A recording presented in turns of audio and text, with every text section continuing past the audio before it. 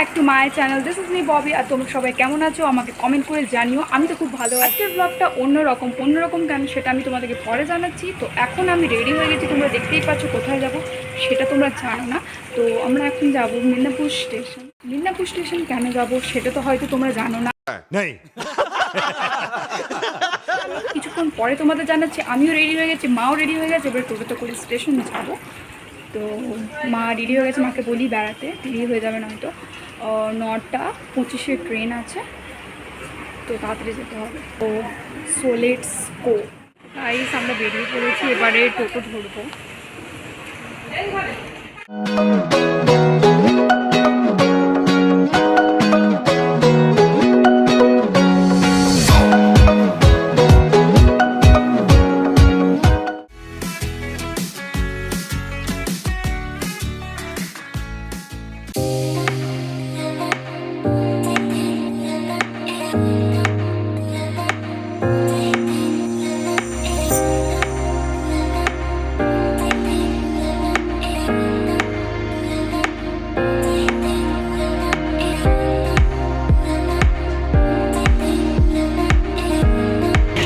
আমরা এই স্টেশনে পৌঁছালাম, আর এখন কি করতাম, এখন বাজে 8:30।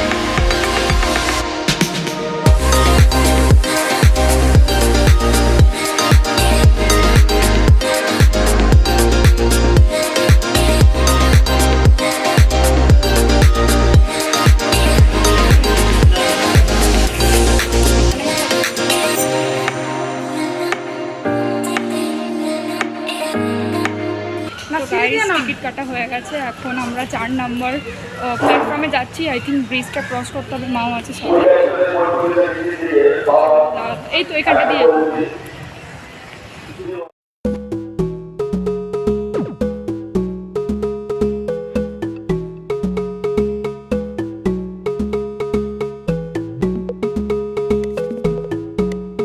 সিঁড়ি উঠতে উঠতে আমি আর মা হাঁপিয়ে গেছি। মা একদম বলছে যারা প্রত্যেকদিন ডেলি প্যাসেঞ্জারি করে তারা কী করে উপর থেকে উঠানামা করে। চলো গাইস, এই মাত্র ট্রেনে উঠলাম, আর ট্রেন ছাড়তে এখন অনেক দেরি আছে।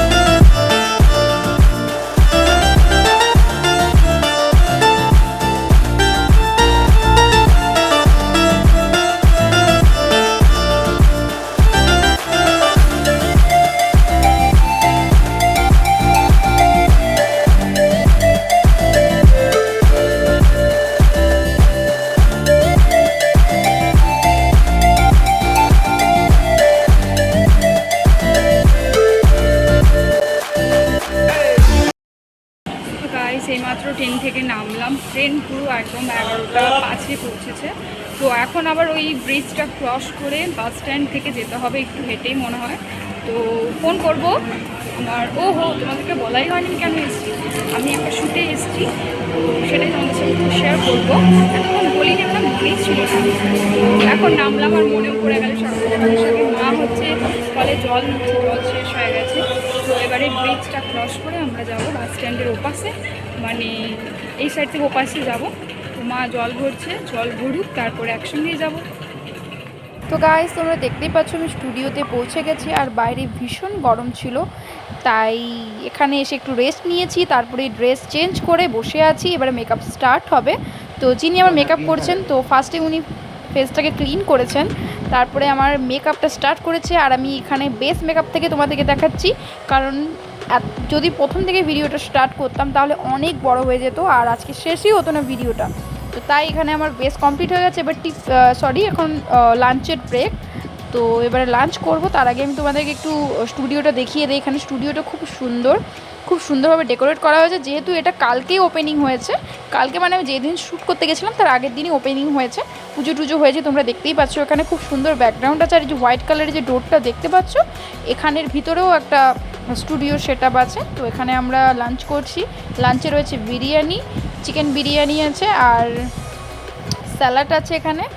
তো মা, আমি, আর ওখানে যে দিদিটা ছিল ওই দিদিটা রয়েছে, আর যে মেকআপ আর্টিস্ট ছিল উনিও ছিলেন। তো আমাদের খাওয়া হয়ে যাওয়ার পর এখানে মেকআপ স্টার্ট হয়েছে। আই মেকআপটা স্টার্ট করেছে ফার্স্টে। খুব ফাস্ট মেকআপ করেন যিনি আমার মেকআপ আর্টিস্ট, তো খুব তাড়াতাড়ি মেকআপটা কমপ্লিট করেছে। তো এখানে তোমরা দেখতেই পাচ্ছ ফার্স্টে আই বেসটা দিয়েছে। তো তোমরা মেকআপটা দেখতে থাকো, আমি বেশি বকবক করবো না।